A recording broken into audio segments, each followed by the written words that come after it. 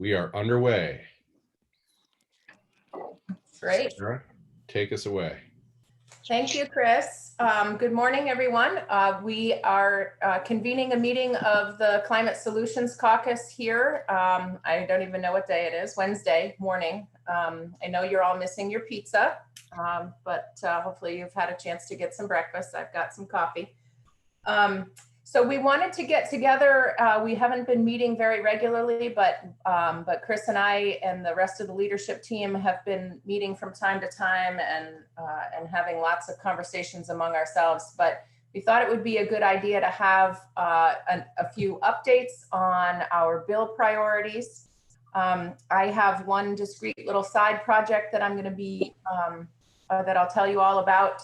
And then I wanted to have a few minutes to talk about some summer work ideas and look for volunteers to be a part of some summer work. So that's kind of the agenda for today. And I hope that we can meet again as a group. But it's, as you can recall, it's very challenging to find a time when none of our committees are meeting, given that we're sort of scattershot all across the calendar on any given day. So let's do an update on bills first. And Chris, why don't you start with the things that are currently in the Senate? Sure. So let's see. And I see Andy Perchlick's just joined us. Thanks, Andy. We recently sent over to the House the all fuels efficiency. This is was one of our banner bills, is one of our banner bills, and sort of puts Efficiency Vermont on pilot in terms of moving into the thermal space.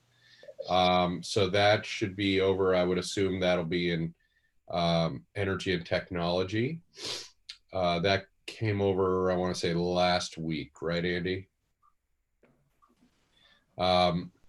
We also have seen Global Warming Solutions Act get some committee time, and I wonder, I see some of our advocate friends, I haven't been able to watch any of that since I'm not on the committee. So maybe Joey or Ben or Lauren, do you have a couple minutes on or just a quick update on that discussion? Has it been, I know it was on the agenda, that's as much as I know. This is, excuse me, Joey. Good morning, everyone. Nice to see y'all. Yes, Senate Natural Resources started taking up Global Warming Solutions Act last Thursday and Friday with a walkthrough with their legislative council and sort of deep dive on the bill.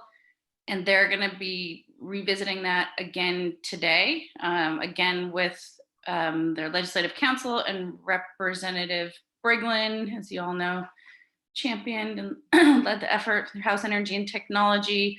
And then they're going to start testimony from a very sort of diverse list of witnesses starting more tomorrow. So tomorrow and Friday. So they're going deep dive into the bill this week. And beyond that, a little unclear exactly the pathway forward and the timeline, but they're digging in a substantive way. Okay, good. Anybody else been watching that? So, you know, we did a little footwork to make sure it was on the agenda, and there's been a group of senators having informal discussions to make sure we keep our eye on it and keep this moving. So it seems fairly positive to me. Then the last one is S220, and Sarah's going to talk a little more about that. Chris, can I just pipe in about global warming? Yeah. Just thanks to the our advocates for helping with the Addison County activists who have been sending warm fuzzies to Senator Bray around moving Global Warming Solutions Act. Yeah, and I've heard from others too around the state that they're hearing from constituents on that. That is always helpful. So thank you. So S220 is another part of our banner bills, has to do with as people get their professional licenses, whether they're plumbers or electricians or realtors or appraisers, that they have that check-in every 2 years with the state. And is there an opportunity for us to make sure these professions who are interacting with thousands of Vermonters in their home are up to speed on state goals, state targets, and their own role within that. Probably the most complicated example would be appraisers. We don't have a good way of appraising solar panels that are on your house as you're trying to sell your house. That's, not straightforward, but clearly we need this suite of professionals to be pulling with us and helping Vermonters understand the state goals, state programs, whether there would be incentives and et cetera. As I understand it, that bill is currently in Senate Finance where I sit, but we've just looked at the fees on the relicensing. And Senate Health and Welfare pulled something out because there was something to do. They pushed pause for a second because there was a profession in there that had to do with healthcare, and they wanted him to take a look at that. So it's not hit any roadblocks or anything. It's just hit a pause while that committee takes a moment. As I understand it, though, in terms of the stuff we're interested in, the Senate GovOps committee did not do a ton of work other than a very minimal sketch. So it'll come over to you, Sarah, in House GovOps. And I think there's a real opportunity to improve it. I understand it to be a workload problem, not a philosophical objection or anything from Jeanette White and folks on Senate GovOps, but maybe you have more details on that, Sarah, or could talk about your vision there. Yeah, I mean, I think what they will end up sending over to us, and there's a lot more in S220 than just the climate related professions, but from what I understand, they have the climate related stuff in there sort of as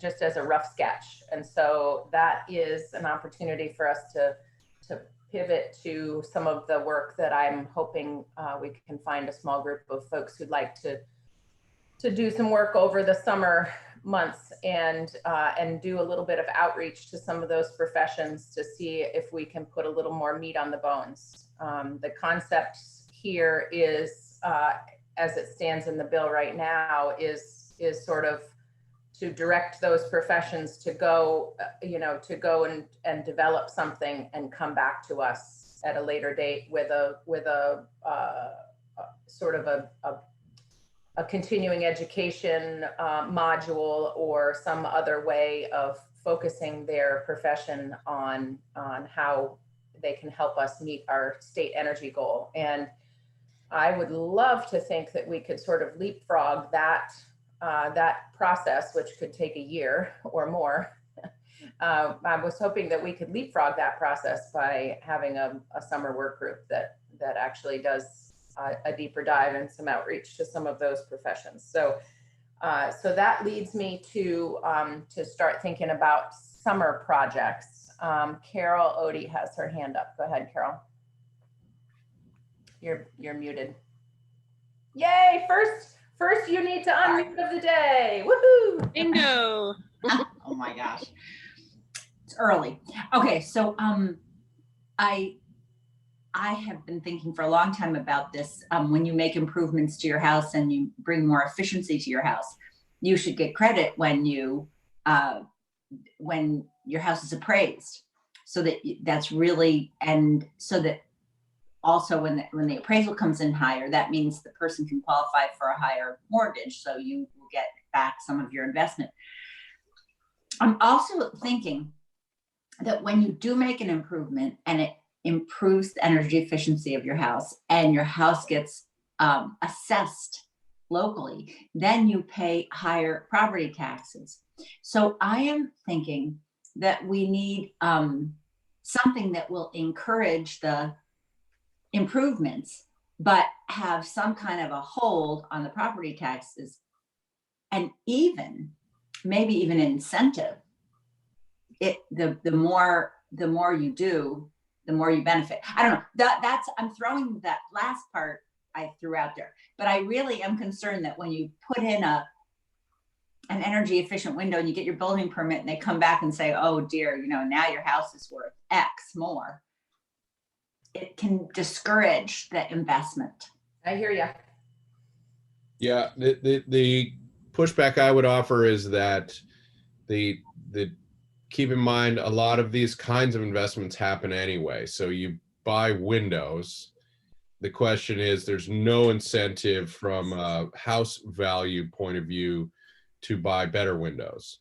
And so that's the trade-off. So we keep cycling through our drafty houses and nobody's found the incentive other than they want to do the right thing, or maybe we can get them into the energy costs. So it's tricky, Carol. It's an interesting point, but I would be a little cautious about trying to weasel out of tax value because I'm not trying to weasel out of it. I'm just saying, if somebody is just looking just at the numbers, they might make a decision that is different from the one we really want them to make. Scott Campbell has something to add to this conversation. So does Mari. Go ahead. Who's going? All right, I'll go Scott, go ahead. I was just going to say that about this issue of getting people who are already licensed to be aware of building performance issues, energy performance issues, is something we talked about quite a bit last summer in the thermal efficiency working group, and I have a lot of notes and contacts from then. So I'd be happy to work with you on it, Sarah, this summer, and contact those people again and see if we can actually get something substantive in this bill. Great. That sounds wonderful. Thanks, Scott. Mari? Along with Scott's work, I have two constituents that are very active in this area. Tom Perry from Zero Energy Now has already done a lot of work on building efficiency, and then I can't remember his name, from Starksboro, has an energy business in Heinsberg. I introduced a bill for him in 2019 on this issue too, so I'll bet he would probably be willing to help out. So you can sign me up if you want. Super. All right. Anyone have any questions about any of those banner priorities that we just ran through? I should add one note about the efficiency bill.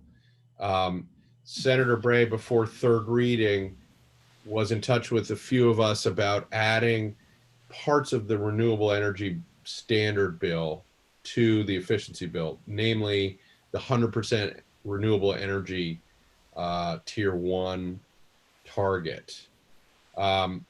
So if you'll remember in S267, the renewable energy standard update, we were moving from 75% to 100% renewable. We were also trying to double the in-state small distributed production. And that was the controversial part.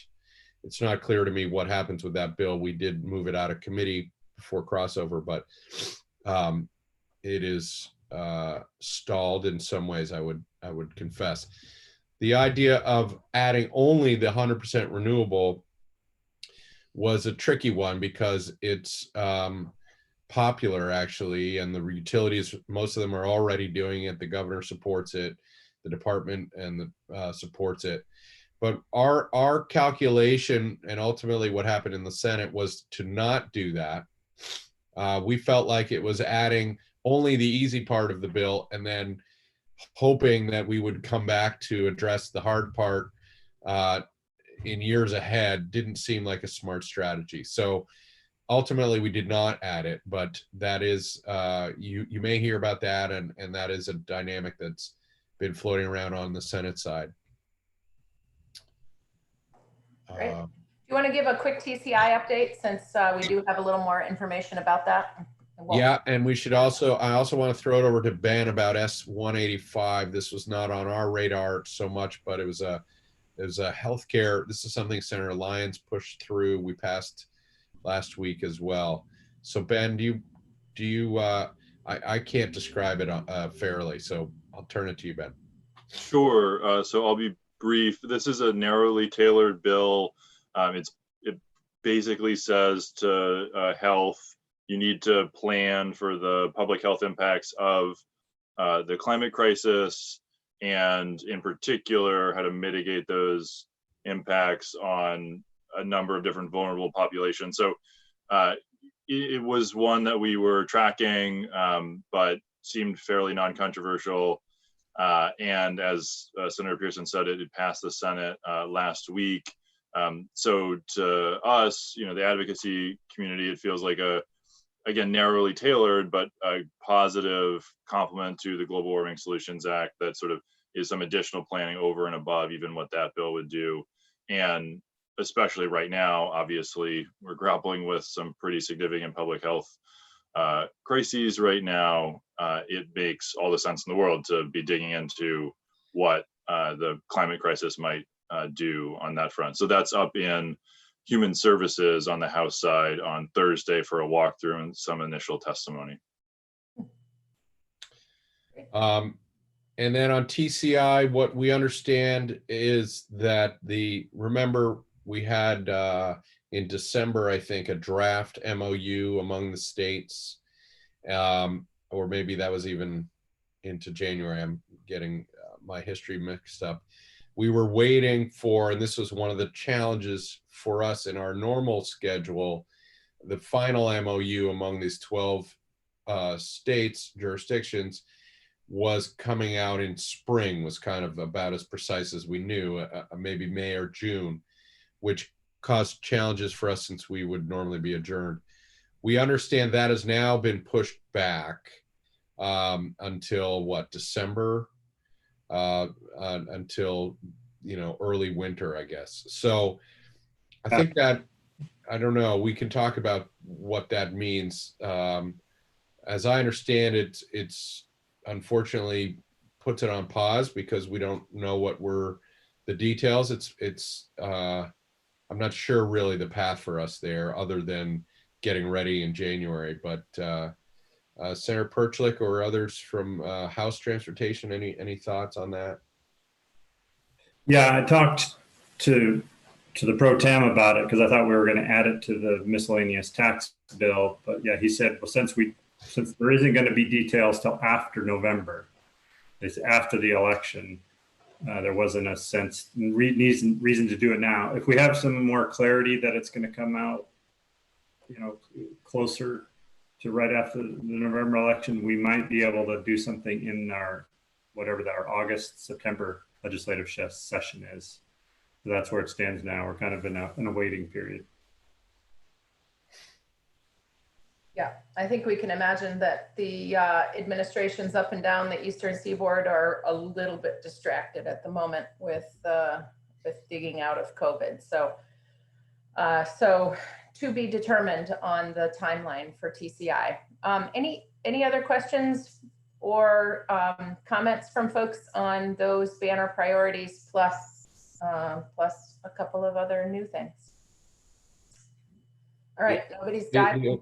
The only other thing I will add is that as we're looking at the COVID relief proposals, and the governor's released his last week, and now the House and Senate presumably will take our own swing at this.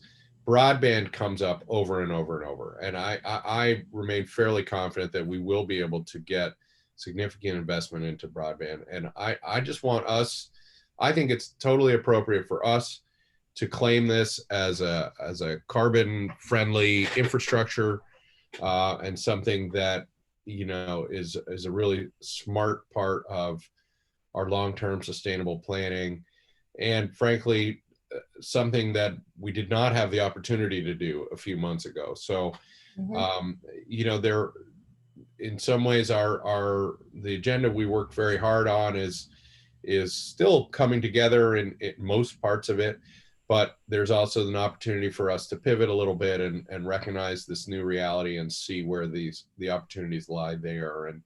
And the COVID relief is going to be a lot of money, and so to the extent we can satisfy COVID needs and some green infrastructure, I think we're smart to do that and have to look for those opportunities.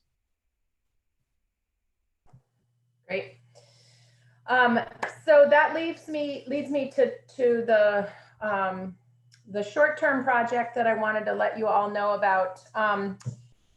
EcoCiv, the Institute for Ecological Civilization, is a group that's reached out through the Lieutenant Governor's office and is doing a kind of Visioning 2050 project here in Vermont. And they wanted some time with members of the Climate Solutions Caucus to see if they can collaborate with us, if they can offer us any research, if there are any side projects that we could use their help with. And so I had sent an email out to a group of folks a week or more ago. I don't know about you, but my weeks all seem to blend together or fly by or whatever. At any rate, I'm just looking for a smaller group of folks who'd be willing to get on a call, sort of a planning call with the EcoCiv team and see if we can find ways to harness their chops and use that to help us with our next projects. And then the other project that I wanted to suggest is that we try to do a little bit more of what we did last summer, which is to set up smaller groups of caucus members who can do a deeper dive into certain policy areas. And we may be able to find opportunities that we could move when we come back in August, September. We may find opportunities that we can continue to prepare for the next legislative session, sort of leaving all possibilities on the table.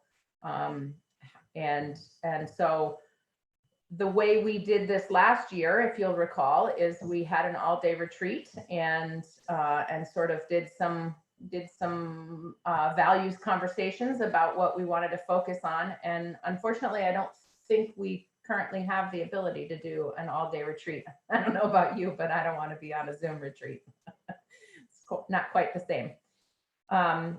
So would love to hear what folks are thinking about that. If you have ideas of subject matter that you think we ought to set a group of 3 or 5 people on focusing on, and if you are interested in volunteering for that. So Selena, go ahead. Sarah, I wonder if one approach is to really use our same working groups from last summer, which were pretty broad, right? So it was like transportation, building efficiency, sort of looking at Green New Deal, green economy. And I think we had a communications group and then some other, the climate resilience subgroup kind of grew moving into the fall. But I wonder if we have the right containers with just a little tweaking so we don't have to start completely from ground zero, especially knowing that some of what we worked towards in those groups will still be in progress this summer, potentially. Right. That's certainly a good set of groups to be focusing on. I think it puts us probably in the right policy areas. My only concern with recreating that is just giving folks the opportunity to jump between groups if they're, for instance, I wasn't a part of any of the building efficiency working group last year because I was leading the transportation conversation, but I think we should maybe give me a switcheroo so that I can be more attentive to the thing that's coming through my committee. Brian Tina has his hand up. Hi, I'm interested in that visioning group that you mentioned, and also would be interested in working in some capacity on the green economy again, but I think thinking more about like redeveloping the economy, like similar to what Chris was saying earlier, around how do we use the funding that's coming our way from the CARES Act. There might be a way to create jobs that are taking us in the right direction in terms of managing climate. So that's something I'm interested in too. Great. Thanks, Brian. Kathleen and then Molly. Yep, just only wanted to say that's a working group I'd love to participate in. And I want to make sure that we figure out ways to keep that work really focused. I guess all these working groups to really find ways to narrow in on specific initiatives and specific programs so that, you know, we don't spin our wheels on really broad, I guess, really broad. Right. Broad category. Broad. Thank you. To surgical things that, yeah. Molly and then Carrie. Yeah, I'd definitely like to continue on the transportation group, and particularly because in our transportation bill, which is up today for action, we've sort of put a lot of language in there around with sort of directing the agency with federal COVID money to invest in, you know, X, Y, and Z, sort of our climate priorities. So we're really going to have to be very active in August to really be sort of thinking about how we do this. And it's going to have to be, you know, we're going to have to be on top of this whole conversation. Yes, So, yes, yes. And I just wanted to add, apropos the broadband, in the bill, which you'll see today on the House, is a really interesting study that was pivoting from a study about transportation demand management to a study of the agency is going to look at the impact on vehicle miles traveled of the way in which people have been working from home and the greenhouse gas emissions saved from that and going forward potential. So it's a really interesting little piece in the T-bill that ties in with the whole broadband issue. Great. Excellent. Thanks, Molly. Carrie and then Kaya Morris, who's here with us on behalf of RAD. Great. I was just going to say that some of us weren't able to participate last year at the retreat, and yet there was quite a bit of terrific work that came out of that. I think it may help if we, in the respective subgroups, laid out an agenda or a set of goals and outcomes that they hope to accomplish, so that those that are interested in those other work groups or subgroups could learn more about the priorities, how they can participate and contribute to that effort. I personally am interested in, as you know, in climate resilience, but I think there's a real opportunity for all of us to start thinking about this post-COVID world and how we can learn from or evaluate or look at the respective subgroups with that lens, that COVID lens, so that we don't, there's an opportunity not to lose the climate, the pro-climate accomplishments that this COVID world has laid onto us, such as you mentioned, vehicle miles traveled, working or teleworking, and the potential list goes on. And I think if the more we can try to capture those positive consequences, even though the whole COVID pandemic has just been horrible for so many people and is so disruptive. But if we can try to look at this as an opportunity to try to improve our overall society within that each of our subgroups, that would be a really intriguing outcome of our work. Thank you. Yeah, thank you, Carrie. Kaya. Thank you all. I'm sorry I'm not sharing video. I'm a little under the weather after quite a grind. So just in case you don't know, I'm wearing my Rights and Democracy hat. I wanted to just invite folks and make sure that you're aware that on June 16th, we're working on hosting a summit that will be revealing and reviewing our Green New England deal and Green Mountain New Deal platform pieces. And this is something that's been developed with partners across New England and rural New York. And so we're all sharing the same policies and getting into the specifics just as you all are speaking around. And so that might give you a really strong, solid place to see that this is what people are talking about regionally. And a number of the solutions are saying we're going across borders. So it's not placing it on any particular state to have to try to enact that, but can we find regional solutions to make this more reasonable and feasible to achieve? So we will be rolling that out and celebrating that. And we're gonna be trying to work on some quick webinars to explain that in advance. But I wanted you all to know that that conversation will be happening next month. So that could also take some work off of your plate if you're thinking about kind of like planning and visioning work that you might be wanting to do. So we'll have a space where you can do some of that if that will be helpful for you. Excellent. Thanks, Kaya. Mari. This is a question for Carrie and maybe a conversation for all of us. I'm thinking about the water bill, and so this is a bill I introduced and is in House Natural Resources that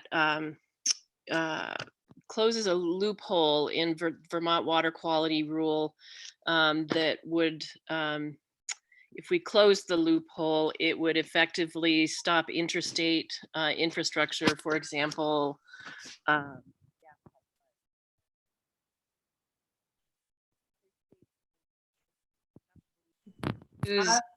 I'm losing you. Your audio is cutting in and out. All right, how about now? I can hear you now. Okay, so other states have been able to successfully use the federal water quality rules to stop interstate gas pipelines. So I'm just checking in with Carrie about whether there's hope that that bill could move forward this year. I'm really interested in that bill, as you know, and a huge proponent of it. It's basically enhancing the Federal Clean Water Act, Section 401, to be much more effective at reviewing such projects, pipeline-related projects. I know that we've talked about it. We haven't taken it up yet after the COVID-19 situation. So it really depends on, we've just started taking up some of our existing workload. And I know that is a priority for us. And I've talked with the chair about it, but we haven't taken it up yet. But thank you for bringing it back to our attention, and I'll raise it again with our chair. Thanks, Carrie. Keep me posted. Mike and Tushka.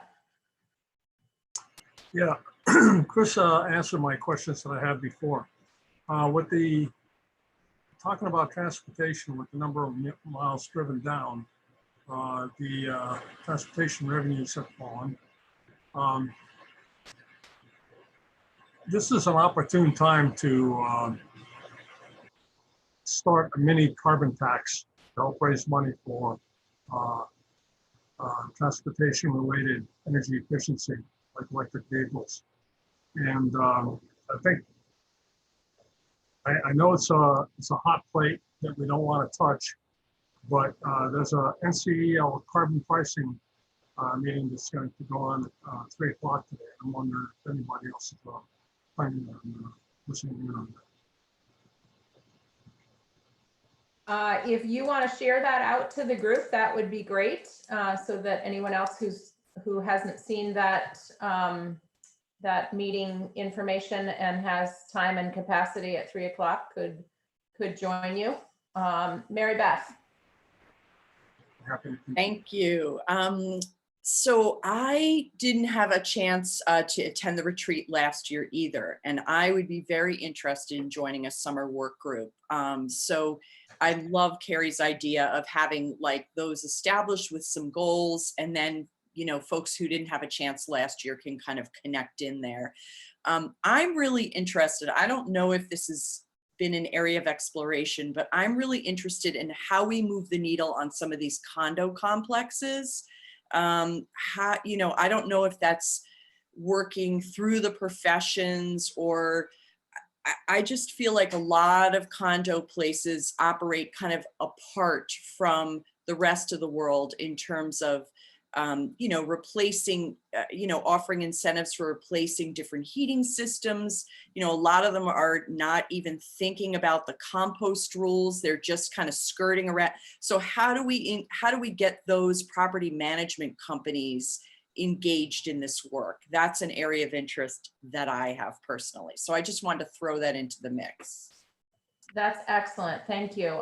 And I think probably what makes sense is if we do a little bit of communicating electronically over, I think what I'll suggest is that the leadership team do some thinking about how to efficiently poll the whole caucus about who wants to be serving on which of these summer work groups. I think it makes sense to stay within the same work groups that we established last year, but perhaps with a little more focused directive. For instance, the building efficiency and thermal energy working group would in the short term be focused on what can we offer to beef up S220 so that we can get that bill passed before final adjournment. And then maybe begin to work on next steps. For instance, these issues around larger developments, and also that issue around the split incentives between the landlord who's got control of the building and the tenant who has to pay the heating bill. Those kinds of things. So let's plan to try to come back to this as an electronic communication over the next week or two, so that hopefully by the time we end our first round here, after we've done the 3-month budget, we can dive into some of these working groups.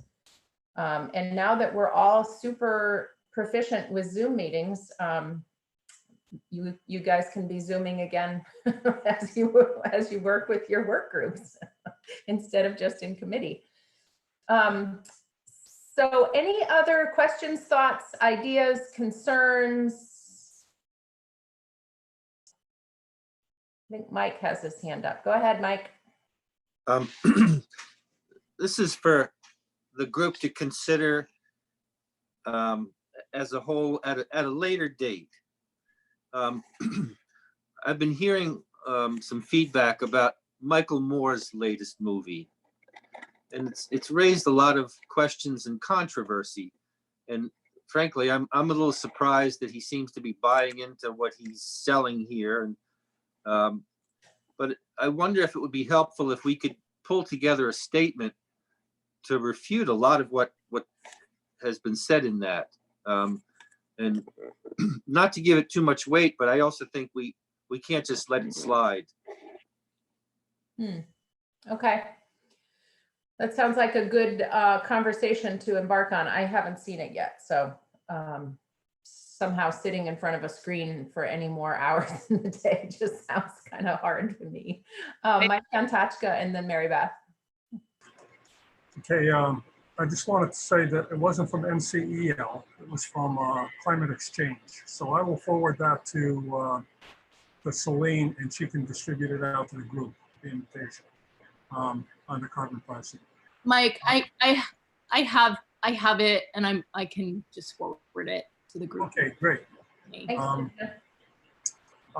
As far as the Michael Moore film, I did see it, and I also saw a lot of the reactions to it, including Bill McKibben's, and I think it was a real hit job on the climate action groups. And I mean, it'd be good to have a discussion about it, but there's an awful lot of counter film writing out there on it. So I don't know whether we really need to weigh in on it unless we're getting a lot of heat on it from our constituents. Mary Beth and then Mary Sullivan. I've been getting a lot of inquiries from constituents and folks in energy commissions in Essex relative to what our progress is on climate solutions legislation. And I just wonder if it's time for some kind of op-ed from, you know, like you have enough to do, Sarah, but from leadership of the climate solutions, just kind of relative to what we're doing, like, so that it's very apparent we're working on these things. You know, we're in the middle of COVID, but here's what we're doing. You know, it wouldn't have to be long or complicated, but something that we could put in Digger but just from a legislative perspective, that we're on this, we're working, we're moving things, you know, just to give people an update. I think the communication piece is so important. And I'm getting a lot of questions about, oh, is that on the back burner for good, or, you know, that kind of thing. Yeah, I would love to talk with you a little bit more about doing that. And if you want to prompt that discussion by, you know, by sending me a few thoughts of what you think your constituents need to hear, and we can try to fill that out with, you know, from the lens of what do all of our constituents need to hear. Happy to do that. Thank you. Mary Sullivan. Oh, second, you need to unmute of the day.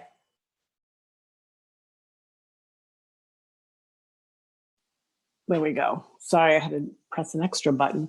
I did see the movie, and I found it beyond appalling, and the attack on Bill McKibben was unconscionable. And I noticed that Annette Smith did have a piece in Digger. I didn't read the whole thing, but I glanced through it. I don't know, I was thinking if we wanted to put a statement together, I don't know what we would do with it, but if we do want to do anything, I'd be happy. I know a lot of climate scientists have come out and, you know, asking that it be pulled down, and I'd be happy to try to draft something up. Great, thank you for doing that. Mary Beth? Sorry, actually, Mary, that could be the news hook for the op-ed. Like that could be kind of the, you know, the timely news hook, and then we could go into the things that we are doing. So those two. That's a very good idea. Very good linked. idea. Yeah. Great. All right, that's it for the formal agenda. Anybody else have any questions, comments, concerns, ideas, suggestions? Panic? Brian.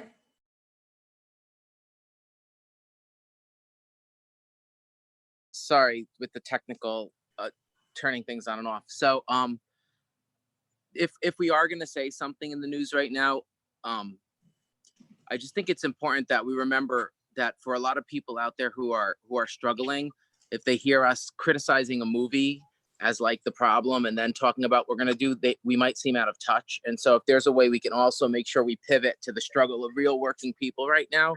And I don't know if there's a way to also make the point that what we're learning from this struggle is that there's a way of life that could actually reduce carbon emissions. And we need to figure out when we get people back to work, how do we stay on that path? But I just want to put it out there, because if I put myself in the perspective of a lot of working people in Vermont, they might be like, are the legislators really criticizing a movie right now when Right. like, I don't have a job, I can't get my unemployment, you know, I'm starting to have trouble with food, etc. So.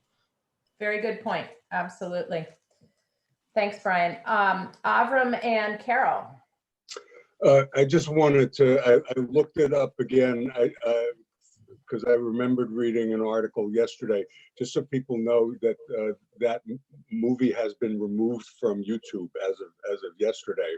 And a number of the articles that I read have many responses from scientists and whatnot in terms of if someone wanted to respond to that, it's not from like starting from zero. There are lots of people, reputable scientists who've written responses to it already.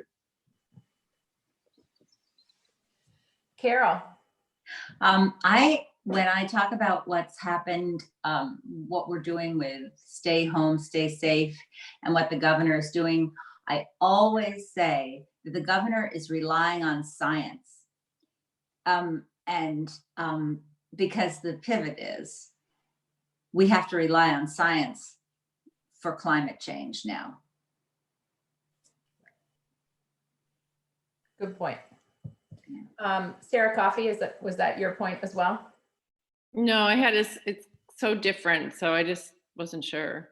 I just want to say I'm really interested in participating in one of the summer groups. And something that Brian Chena said resonated with me. It's something that I'm wondering if it fits into the agenda of this group. It's around plastics and recycling and local jobs. It's a very local issue for me. And if I'm going to try to work on some of that myself, but if it falls within one of these work groups, I would really welcome the collaboration. We have so much recycling that it's becoming an economic hardship for some of our smaller haulers to deal with it, and we're going to have a water, a contamination problem. And I do think for me, it's part of this part of this larger picture of climate solutions. But I just want to put that out there if people are interested in that. I'm interested in that over the summer. Yep, that's a very focused and discrete work product that we could try to set one of these groups on. So we are rapidly rolling into the 1 hour mark, and a lot of folks are already peeling off because they have 9 o'clock meetings. So I am going to suggest that we go ahead and bid each other adieu, and we'll definitely be back in touch. So keep an eye on your email for updates and information about next steps with respect to the summer work groups. Anyone have anything else they want to say as we head out? Thank you. Thank you, everyone. Guys, thank you, everyone. Have a good day. Have a good day. Bye. Bye-bye. Thanks, Sarah. See ya. Yeah. Thank you.